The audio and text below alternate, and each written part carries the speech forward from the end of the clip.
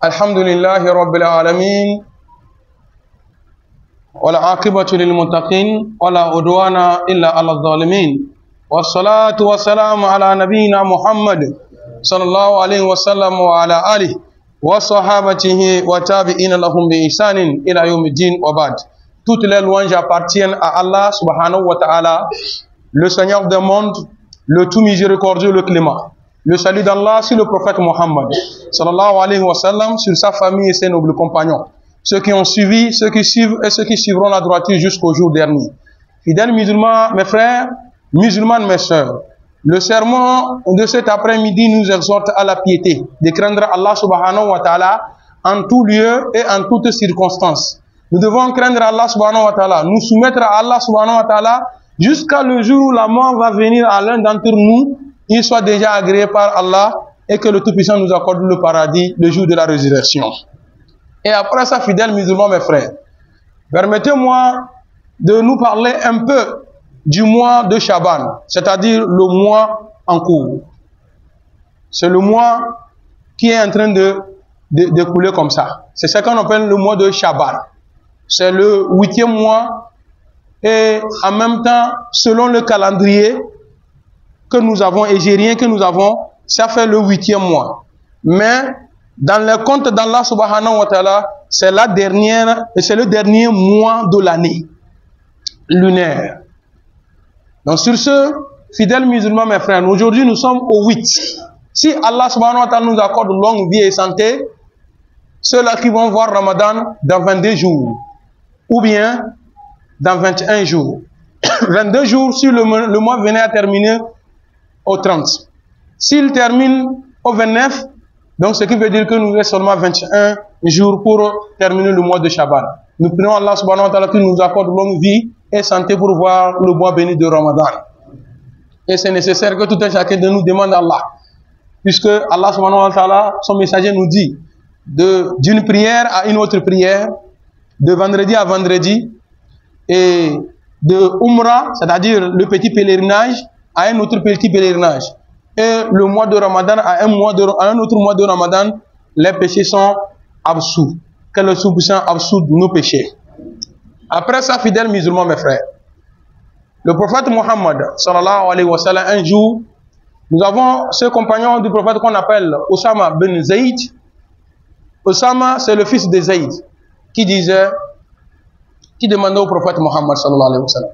J'ai remarqué que au cours du mois de Chaban, tu t'adonnes plus aux bonnes œuvres, aux jeûnes, à la récitation du Coran, à la veille, la prière nocturne et consorts. Pourquoi ainsi, pas comme les autres mois? Et le prophète Mohammed sallallahu alayhi wa sallam de répondre à Zayd que c'est un mois dont beaucoup de personnes ont négligé. Beaucoup de personnes ont négligé ce mois. Avant, nos parents appelaient le mois passé, c'est-à-dire le mois qui vient de terminer, le mois de Rajab, on appelait ça Antem Mbona Fokte, c'est-à-dire le mois au cours duquel les vieux jeûnent. Et ce mois-là, on appelle Kefezo, c'est-à-dire le mois au cours duquel l'on se repose et se prépare pour attamer le mois de Ramadan. Mais alhamdulillah, nos parents ils ont fait de leur mieux, de leurs efforts, et chaque fois nous prions Allah subhanahu wa ta'ala qu'il les agrée tous dans son paradis. Avec l'effort qu'ils ont fait avec cette religion, voilà, nous ne pouvons pas calculer. Vous savez, c'est grâce à eux aujourd'hui, nous arrivons aujourd'hui à lire en arabe les hadiths et les versets coraniques et pouvoir encore les traduire. Mais si c'était que c'est nous qui allons commencer aujourd'hui à lire, peut-être que nous serons dans l'alphabet arabe, alors que nous n'avons pas encore fait quelque chose. Mais grâce à l'effort que les parents ont déjà commencé, aujourd'hui nous sommes en train que le Tout-Puissant fasse qu'après nous, nos arrière-enfants qui viendront puissent faire mieux que nous. Fidèles musulmans, mes frères, normalement, c'est au cours de ce mois de Chaban que l'on doit faire des efforts. Multiplier le jeûne, multiplier la charité, faire l'aumône rituel, la prière nocturne, ce que nous appelons communément at-tahajjud, les nafla de nuit. Et surtout, fidèles, vous qui m'écoutez, nous devons faire des efforts avec beaucoup de istighfar au cours de ce mois de Shaban. Beaucoup de istighfar. Pourquoi? Nous allons revenir et expliquer pourquoi le prophète sallallahu alayhi wa sallam s'est beaucoup à donner à ce mois. Puisque il y a des hadiths qui ont été rapportés de la part de Aïcha et certains compagnons qui nous disent que le prophète sallallahu alayhi wa sallam avait l'habitude de jeûner le mois de Shaban, quelque chose de 30 jours. Aïcha dit que il jeûne, c'est comme il ne rompt plus. Et dans une autre version, il dit que quand il rompt, c'est comme il ne jeûne pas. Et vous savez, l'islam a choisi juste le milieu. Pas trop fort, pas trop faible. Pas trop haut, pas trop bas. Pourquoi ici Aïcha nous relate cet hadith-là en nous disant que souvent il jeûne, c'est comme il ne rompt pas. Et souvent on remarque qu'il rompt, c'est comme il n'a pas jeûné au cours de ce mois. Cela revient à dire que nous avons notre organisme, ou bien, oui, notre organisme, ça ne se ressemble pas. Il y a parmi nous ceux-là qui vont dire que, oh, on a parlé qu'il y a les bienfaits de ce mois de Shaban, donc si c'est ça autre, je vais me tuer pour gagner les récompenses au cours du mois de Shaban. Pourtant, il ne résiste pas. Il va entamer le mois de Shaban avec force. À l'approche du mois de Ramadan, il tombe malade. Et le mois de Ramadan vient, il ne peut plus jeûner. Pourtant, le mois de Shaban, c'est quoi? Si nous nous référons comme à l'école, le mois de Ramadan, c'est une matière facultative. Mais le mois de Ramadan, le mois de Shaban, c'est une matière facultative. Mais le mois de Ramadan est une matière obligatoire. C'est comme lors de l'Laylat al-Qadr. Vous allez voir des gens se forcer à faire la prière de Tahajjud, Laylat al-Qadr. À 2h ou à 3h du matin, il rentre en même temps, il se couche. Allez, c'est parti jusqu'à 8h. On lui revient, on lui demande pourquoi il fait les ablutions maintenant. Il dit que quand on est parti pour le Laylat al-Qadr là, le sommeil m'a emporté jusqu'à ce que je n'ai pas pu faire la prière de Asba à l'heure. Maintenant, je te pose la question. Entre Asba et le Laylat al-Qadr, lequel est obligatoire? Voilà. C'est des erreurs comme ça qu'il faut beaucoup éviter. On ne va pas lancer la date des examens. Les gens ont commencé par écrire les matières obligatoires. Maintenant, le jour où on dit que c'est matière facultative, c'est le jour où toi tu t'apprêtes pour aller composer. Et réussir, c'est pas possible. Donc lorsque nous cherchons des bonus, nous devons savoir comment nous allons chercher notre bonus pour que nous ne tombons pas ou bien nous ne ratons pas ce qui est obligatoire. Sur ce, fidèles musulmans, mes frères, Allah subhanahu wa ta'ala a fait quelque chose dans la vie du musulman. Chaque jour que Dieu fait, il y a le rapport notre rapport que les anges amènent vers Allah subhanahu wa ta'ala, auprès d'Allah subhanahu wa ta'ala. Tous les jours, nuit et jour, il y a nos rapports qui montent auprès d'Allah. Vous voyez, tout à l'heure, à ce moment nous avons fait la prière de l'eau. Il y a des anges qui sont venus relayer d'autres anges qui ont passé la nuit avec nous. Et ces anges qui ont passé la nuit avec nous étaient venus à quelle heure? Hier, à 15h, pour relayer aussi d'autres anges. C'est comme ça chaque jour que Dieu fait. Les anges qui sont venus à l'aube sont avec nous. Nous allons faire la prière de Zour, ou bien Jumu'ah, ils sont avec nous. À l'heure de la prière de Asr maintenant, ils vont repartir quand les autres vont arriver. C'est quand ils font leur changement comme ça, Allah subhanahu wa ta'ala, quand ils arrivent auprès de Dieu, il leur demande comment vous avez trouvé mes serviteurs? Pourtant Allah subhanahu wa ta'ala sait dans quoi nous étions quand les anges sont partis. Les anges diront, nous les avons trouvés en train de prier, nous les avons laissés aussi en train de prier. Quand ces anges se relaient comme ça, ce n'est pour rien. C'est de temps à autre amener nos rapports. Pour le bien et pour le mal que nous faisons chaque jour que Dieu fait. Nous sommes dans le mois de Shaban. Et je rappelle à tous, en dehors du rapport journalier, nous avons un rapport hebdomadaire.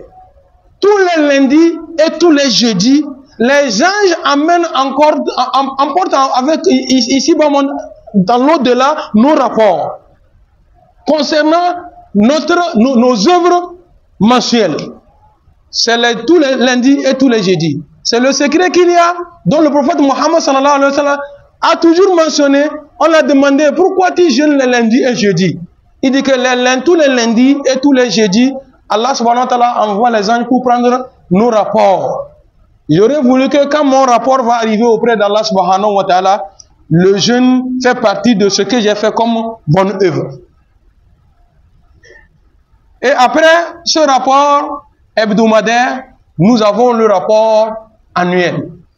Et le rapport annuel se fait au cours de ce mois de Shaban. C'est pourquoi les hadiths nous confirment que le prophète sallallahu alayhi wa sallam jeûne beaucoup au cours de ce mois, plus que tous les autres mois. Donc sur ce, frères musulmans, nous parlons du jeûne. Ce n'est pas seulement le jeûne qu'on peut faire comme bonne œuvre au cours de ce mois. Nous avons la charité, nous avons l'aumône, nous avons, comment appelle-t-on, les prières nocturnes, et surtout, je disais tout à l'heure, que les gens doivent faire des efforts avec beaucoup de istighfar. Ce que nous avons fait, nous savons, consciencieusement nous avons fait, et ce que nous avons fait inconsciemment, nous devons toujours demander à Allah subhanahu wa ta'ala pour la rémission de nos péchés. Sur ceux-là qui peuvent lire, astaghfirullah, astaghfirullah. Et ceci-là, ce n'est pas dans la précipitation. Au moins fais l'effort pour avoir 100 fois le istighfar, astaghfirullah, astaghfirullah, astaghfirullah, à cœur reposé. Ou bien celui qui peut faire astaghfirullah wa atubu ilayka, astaghfirullah wa atubu ilayka, astaghfirullah wa atubu ilayka, il n'y a pas de problème. Ou bien celui-là qui veut, il peut dire astaghfirullah lazi la ilaha illa huwa al-hayyul qayyum wa atubu ilayka. Tout ça fait partie. Fidèles musulmans, mes frères, musulmanes, mes sœurs, le mois de Shaban est en train de finir. Nous sommes au 8. Nous n'avons pas su dès le début peut-être. Si nous avons su ceux-là qui ont déjà commencé les bonnes œuvres, bismillah, fabi hawanima. Ceux-là qui n'ont pas su, eux, que c'est maintenant ils ont appris, voilà, on peut faire l'effort. Il dit, hein, fais un effort, même avec une petite brindille qui se cache dans le grain, ou bien dans la graine du dattier là. Hein? Cette brindille que nous trouvons là-bas là. Si c'est ça que tu vas donner à quelqu'un pour que Allah subhanahu wa ta'ala t'épargne du feu de l'enfer, fais-le. C'est-à-dire, on nous exhorte à la charité, à la bienséance, les bonnes paroles, demande de pardon auprès d'Allah subhanahu wa ta'ala, le jeûne si possible. Il y a des gens qui ont commencé, ils sont aujourd'hui au 8e jour du mois de Shaban. D'autres sont en train de faire comme ça. Si tu ne peux pas. Moi, je ne peux pas. Par exemple, moi qui suis devant vous en train de vous parler, moi, je ne peux pas faire tout le mois. Mais il y a ceux-là qui peuvent faire un jour sur 2. Ils jeûnent aujourd'hui, demain ils iront. Ils jeûnent aujourd'hui, demain ils iront. Ce qui veut dire que jusqu'à la fin de ce mois, il aura 15 jours. Il y a parmi nous aussi qui ne peuvent pas ça. Ah, moi, je ne peux pas ça aussi. Donc, ce que je peux le faire, je peux transformer mes jeûnes de Shaban là au lundi et jeudi. Avec l'intention de jeûner le lundi et jeudi et avoir aussi l'intention de jeûner pour le mois de Shaban. On peut le faire le lundi et jeudi. Si ce n'est pas ça aussi, l'on peut aussi attendre jusqu'au 13e, 14e et 15e jour du mois de Shaban. Comme chaque fois, vous voyez, on donne les informations dans nos groupes islamiques et consorts pour nous annoncer les 13 et 14 jours 15 jours de mois de chaque mois. Donc nous pouvons aussi le faire si nous voulons jeûner. Pourquoi jeûner alors qu'il y a d'autres œuvres? Je rappelle que vous savez que pour jeûner, ça ne nécessite pas beaucoup d'argent. Par exemple, si c'est l'aumône, moi je n'ai pas l'argent pour donner l'aumône, donc je vais rester bras croisés. Non. Mais pour jeûner, est-ce que ça demande beaucoup d'argent? Non. Ça ne demande pas beaucoup d'argent. Il suffit seulement que le matin, tu t'es réveillé, tu trouves quelque chose, tu grignotes. Il y a cela même avec de l'eau, ils jeûnent. Avec de l'eau, ils jeûnent. Et quand on a jeûné, on paye quelque chose? Non, on attend seulement le soir. On a la récompense. Voilà. Pourquoi le jeûne? les jeûnes enseignent l'homme la piété, la crainte de Dieu. Ce qui prouve qu'il y a la crainte de Dieu dans le jeûne. Par exemple, ceux-là qui ont fait le jeûne d'hier, je ne sais pas si vous avez senti ce que j'ai senti. Hier était un autre jour. Hier, c'était un autre jour. Bon, il faut voir comment ça a chauffé. Et tu rentres dans la chambre, tu es seul. Voilà congélo. Voilà la nourriture. Voilà tout.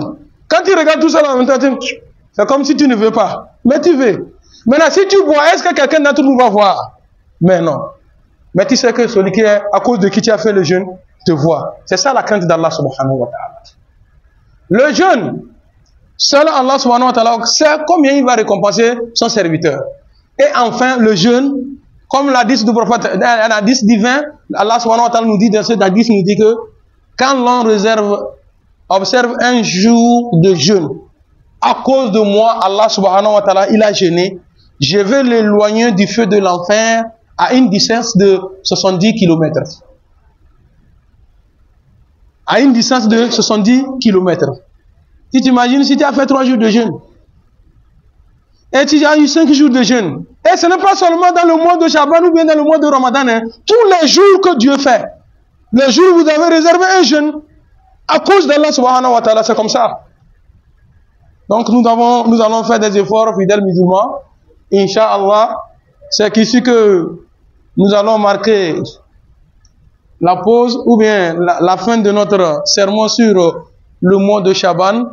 Et nous allons beaucoup demander à Allah subhanahu wa ta'ala. Nous avons des vœux qu'Allah subhanahu wa ta'ala exauce nos meilleurs vœux. Qu'Allah subhanahu wa ta'ala exauce nos meilleurs vœux.